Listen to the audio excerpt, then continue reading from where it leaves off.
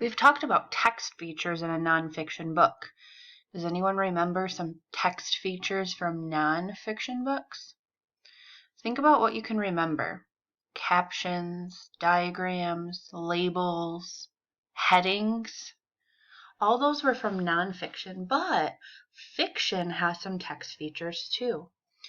Text features in fictions can be characters, the setting, the problem, the plot, which we talked about a couple weeks ago, solution, the point of view of the author's point of view or the character's point of view in the story, the theme, the central message, and even the pictures in the story can be text features. So when we think about the pictures in the story, the characters are going to give us an idea of who is in the story, and when we look at the pictures, we get a better understanding of what they look like. The people or animals in the story are the characters. When we think about the setting, when we're reading fiction stories, the setting is where and when the story takes place, and those pictures give us a better idea of what that setting is.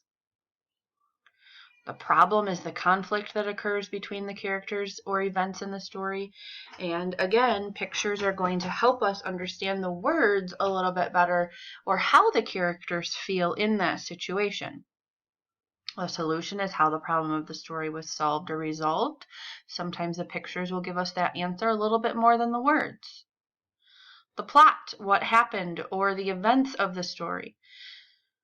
So we have the beginning of the problem and the rising action, and then the climax is the biggest part or the biggest problem, and then as they resolve or find some ways to resolve is the falling action, and then once they have that resolution or they fixed the problem. So the point of view is how the story is being told. Is it in the first person? One of the main characters is telling the story, so you're going to see the word me or I.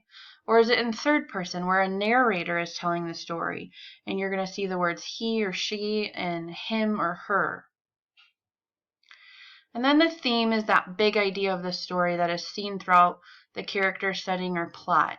Is the theme being courageous or having courage? Is it how to survive? Is it about love and friendship, family, honesty? Remember those stories that we read for the March's Reading Month in those book brackets? The theme of all of those stories were big and bold. Having perseverance and trying new things or going out of your comfort zone. And then the central message is the author's purpose of the story, the lesson or moral they're trying to teach the reader. So slow down. Slow and steady wins the race is a central message.